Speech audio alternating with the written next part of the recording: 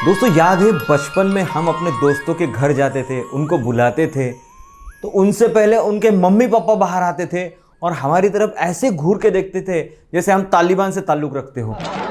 इतने साल हो गए, कुछ नहीं बदला। चेंज हुआ है तो बस इतना कि उनके मम्मी पापा की जगह अब उनकी बीवियाँ घूरती है। वेलकम बैक दोस्तों, ये पत्नियों का बस चले तो पति को मरने के बाद भी जीने ना दे। अब एक आदमी का किस्सा सुनाता हूं। बेचारा 12 साल जेल में था।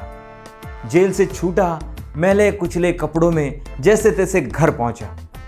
उसके घर में कदम रखते ही उसकी पत्नी चिल्लाई, ये क्या, आने में इतनी देर क्यों कर दी? तुम्हारी रिहाई तो 2 घंटे पहले हो गई थी। बेचारा पति वापस जेल चला गया। भाई आजकल की छोरियां छोरों से कम है क्या? इसका उदाहरण मिला हमारे दोस्त कौशिक कड़िया को।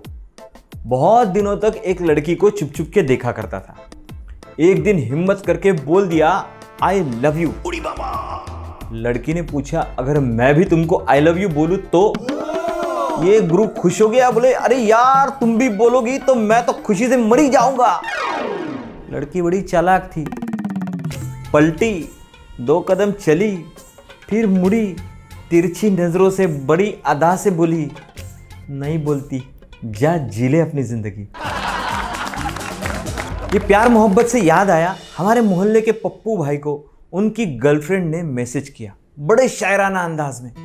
उसने लिखा, बादल गरजे तो तेरी याद आती है। गौर फरमाइए, बादल गरजे तो तेरी याद आती है, सावन बरसे तो तेरी याद आती है, बारिश की बूंदें तेरी याद दिलाती है। पप्पू ने आगे पढ़ा ही नहीं, सीधा मैसेज डाल दिया, हाँ हाँ पता है तेरा छाता मेरे पास है, लौटा दूंगा, मर मत।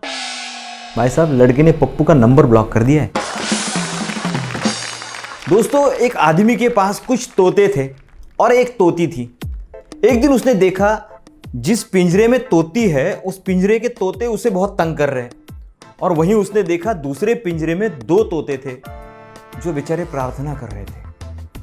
आदमी को लगा कि यार इस तोती को यहां से निकाल के उस पिंजरे में रखना चाहिए, वहां वो सेफ रहेगी। अब उसने वैसे ही किया, उस तोती को निकाला और इन 2 तोतों के पिंजरे में रख दिया। अब जैसे उसने रखा, प्रेयर करने वाला एक तोता दूसरे को बोलता है, भाई उठो, दुआ कबूल हो गई, तोती आ गई। दोस्तों, आपने गौर किया होगा, लोग अपनी बीवियों से जब फोन पे बात करते हैं तो फोन कभी स्पीकर फोन पे नहीं डालते। अब इसकी बहुत सारी वजह है। एक मैं बताता हूं जो किस्सा मेरे साथ हुआ। एक दिन मेरी बीवी का मुझे फोन आया, बड़ी डरी डरी सी आवाज में बोली, हेलो कहाँ हो तुम, ऑफिस में ही हो ना? मैंने कहा हाँ हाँ ऑफिस में ही हूँ, मैं कहाँ जाऊँगा, लेकिन तुमको क्या हुआ, ऐसी डरी डरी क्यों हो? बोले अरे कुछ नहीं, अपनी वो काम वाली बाई है ना, वो पटाखा किसी के साथ भाग गई। चलो कोई बात नहीं, मैं फ़ोन रखती हूँ, तुम बस रात को जल्दी आ जाना। हाँ दोस्तों, आजकल के बच्चे इतने शरारती और इतने कमाल के होते हैं कि क्या बताऊँ। और एक हमारा बचपन था, कितने मासूम हुआ करते थे हम लोग, और ये आजकल के बच्चे। अब एक किस्सा मैं आपको सुनाता हूँ। एक स्कूल में एक टीचर ने अपने बच्चों से कहा, बच्चों वादा करो कभी शराब सिगरेट नहीं पियोगे। सारे बच्चे बोले नहीं पिएंगे। फिर टीचर बोली, बच्चों वादा करो लड़कियों का पीछा कभी नहीं करोगे। सारे बच्चे बोले नहीं करेंगे।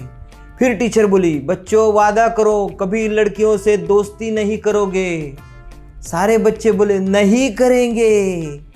फिर टीचर बोली, बच्चों वादा करो अपना जीवन देश के नाम कर दोगे। सारे बच्चे जोर से बोले कर देंगे, वैसे भी ऐसी जिंदगी का क्या करना।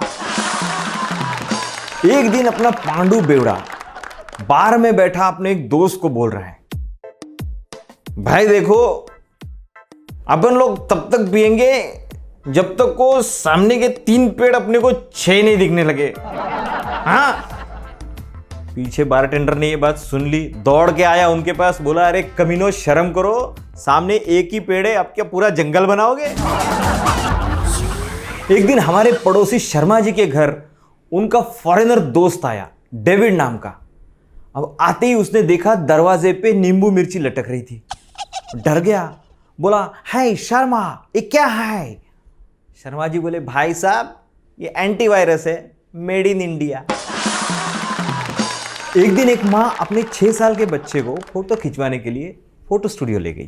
अब वो फोटोग्राफर छोटे से बच्चे को देख के उसको पुचकारते हुए बोला, अले ले ले ले बेटा, अभी इधर देखो, कैमरे में से कबूतर निकलेगा। वो बच्चा बोला, अबे ओए, कैमरा Mark 4 यूज करना और लेंस अच्छी सोनी वाली जूम लेंस यूज कर, बात करता है, फोकस एडजस्ट कर, जाहिलो जैसी बात मत कर, और पोर्ट्रेट मोड रखना ISO 200 के नीचे, हाई रिजोल्यूशन पिक्चर आनी चाहिए, फेसबुक पे अपलोड करनी है, वरना पैसे नहीं दूंगा, समझा।